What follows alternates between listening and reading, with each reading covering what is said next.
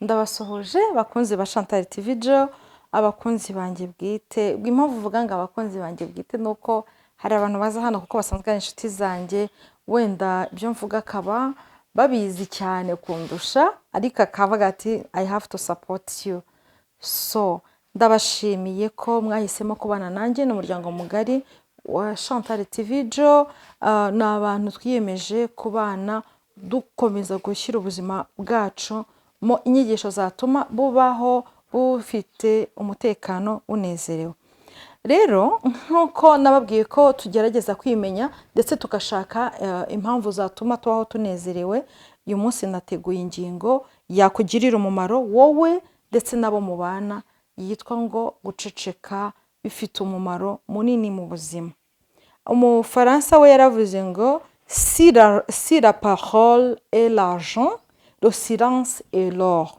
Or ni oro nyine ni zahabu. Ngo niba kuvuga bifite agaciro kangana n'amafaranga cyangwa na argent, amabuye y'agaciro yitwa argent, sinzi ukuntu tubyita mu Kinyarwanda, ariko argent na or igikomeye cyangwa kinini ni zahabu. Zahabu ifite uburemere, ifite value, ifite agaciro kanini. Nimba rero twebwe twibwira yuko kuvuga bifite agaciro, kutavuga ku bintu bimwe na bimwe bifite agaciro kangana na zahabu cyangwa karuta zahabu. Si la parole est l'argent, le silence est l'or. Nawe sinzi kubibona, hari umuntu uvuga ati ngewe nzahangana nabo ye. Igihe wahangana nabo ugasanga ibitekerezo urimo gutanga urimo kwivamo nta n'ikintu byamara. Hanyuma nakubwira ngo hari abahanga bavuze ngo witakaze umwanya wawe usubizanya mu tuntu duto vraiment. Nimba koko inzira yawe ari iterambere, don't waste your time arguing cyangwa discussing n'abantu rwose batari mu kigero cy'ibyo wifuza kugira mu batari mu ntumbero imwe n'iyawe. Once hari igihe kimwe perezida wa Repubulika wacu His Excellence Paul Kagame yaravuze ngo mwitakaza umwanya, witakaza igihe usubizanya n'abantu bakuvuga cyane bakuvuga nabi, kubera yuko ibikorwa byawe ahubwo takaza umwanya cyangwa shyira umwanya wawe mu gukora kugira ngo ibikorwa byawe bizababwire cyane. Ibikorwa byawe by'iterambere bizakuvugira, icecekere usubizanya n'abakuvuga nabi cyangwa bakubwira amagambo mabi kugira ngo utakaze umwanya. Uzi ukuntu bifata umwanya wo kujya gusubizanya n'abantu, uzi ukuntu bifata umwanya, bifata imbaraga, bitakaza umuntu atakaza imbaraga ari kwibaza ikintu abantu bamuhora. Uzi ukuntu byagufata igihe ugiye kubashaka ngo ugiye kubabaza no kubasubiza. Uzi ukuntu byagufata igihe, uretse ko kuri YouTube ho nabonye wagira ngo nabwo baba bari mu kazi, ariko uzi ukuntu bifata igihe ugiye kubwira abantu ukuntu ibyo bintu bavuga atari byo.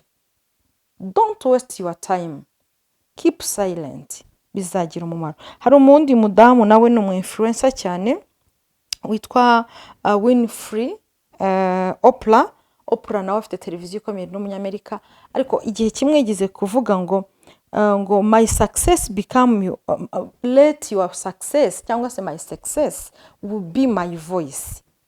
Nuvuga ngo iterambere ryawe rizakubera umuvugizi, iterambere ryawe rizakubera ijwi. Wijya kwirirwa uvuga ngo yemwe mwabantu mwe ngiyewe murambeshyera, yemwe mwabantu, ufata umwanya wawe usubizanya n'abantu mu by'ukuri batagufitiye impuhwe na nkeya. Hari igihe baba bashaka kugutraumatiza, kugutera agahinda ko mu mutima, kugutera agahinda ko mu buzima kugira ngo utakaze focus. Don't waste time on people badafite ikintu na kimwe ari bwongere mu iterambere ryawe.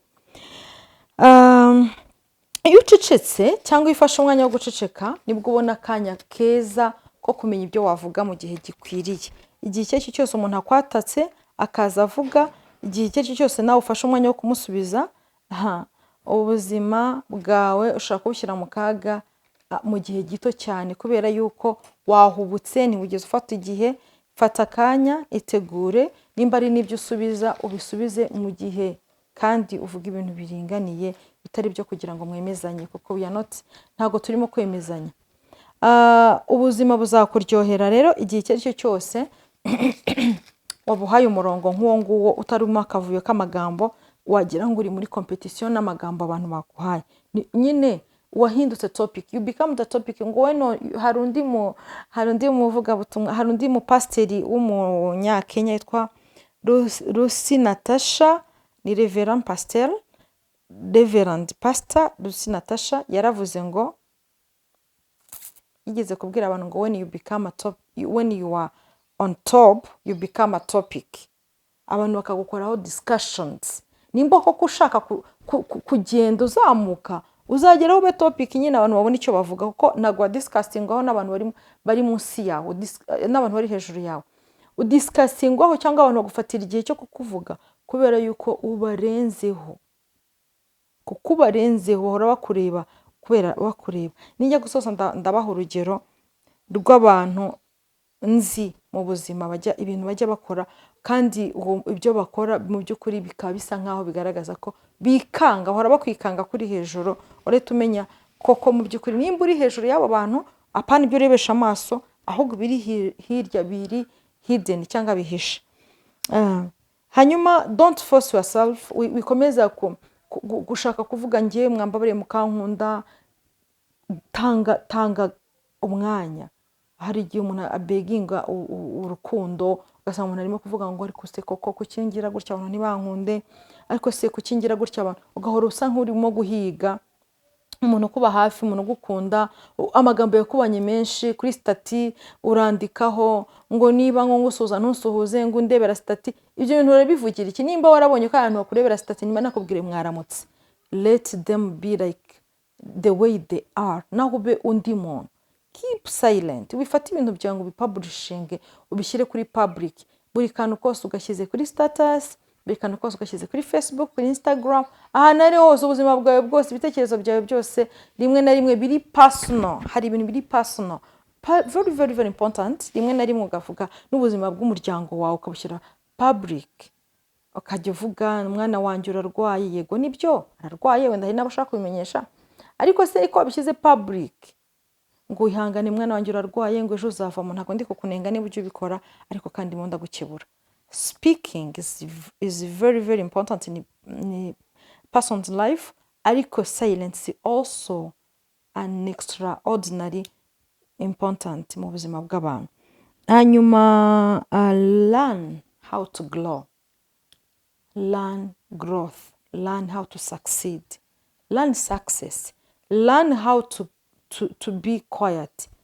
Nukubyiga kuko muri muntu hahora hazamukamo amarangamutima yo gushaka kuvuga.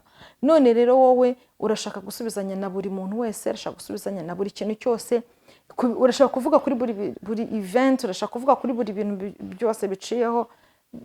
First of all, silence cyangwa guceceka ntago ari ibintu biza ngo bize uwo munsi. Uyu munsi ushobora kuvuga amagambo 3, ushobora kunanirwa kwihangana, ejo ukazabaho utari umuntu wo mu kirere gutyo. Nari navuze ngo nisoza ndababwira ukuntu uzamenya ko sometimes uri great cyangwa uri top ku bantu bazazi wawe, bajye bareba ubone bari kumera nk'abari muri investigations. Sometimes nuba wambaye akantu ka make bakubwire, ubone bakabonyemo akantu ka high.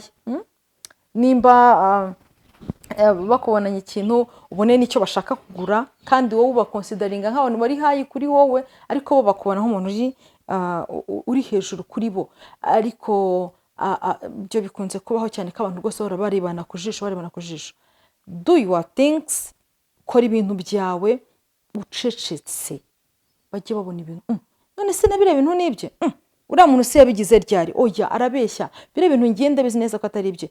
Kugeza no ku bikombe byo mu rugo hari abantu bajye bavuga ngo ngiye nabonye ibikombe ahanani ibyo nzagura. Ni byiza kurebera ku muntu, ariko kenshi no byitegereza. Ntago bazabigura kuko babikunze. Bamwe na bamwe, ndavuga bamwe na bamwe, bazabigura kuko babonye usa nkaho wowe ubujijutsemo. Kuko aramutse abikunze akubwira ngira inama kuri bino bintu, abonye anako kwifuza, abona uri top on kuri we, yakubwira ngo wangira inama mu buryo buno. Ariko we nugura intebe nawe azazigura, nugira gutya nawe azabikora. Ni kuvuga ngo your actions speak louder than, ibikorwa bivuga cyane kurusha amagambo. Ukwiriye kuvuga rero ngo ngiye kugura, ngo ngiye ndateganya guhindura salo, ubwo ndi kuvuga iby'abadamu, ngiye ndateganya kugura amakanza ya naya, ndateganya inkweto izi. Oya, don't say, just do.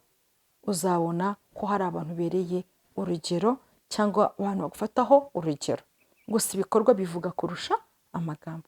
Baravuga rero ngo umuntu iyo ashaka kuba ukomeye nitoze kunyura mu bikomeye, kandi kunyura mu bikomeye ntabwo uzaba making a noise, just be quiet, be silent, abantu bazagufatiraho urugero. Ndagushimiye ku mwanya wawe, ku gihe cyawe ufata ugafatanya natwe kwiga kubana n'ibindi byose ducisha ahangaha n'iby'umumaro kuri twebwe no kukugira n'iby'umumaro. Uruha agaciro, uruha gukundwa. Thank you very much. Stay tuned. Chantal TV Jo, ngendo w'Imana Marie Chantal. Naho utaha, ciao ciao.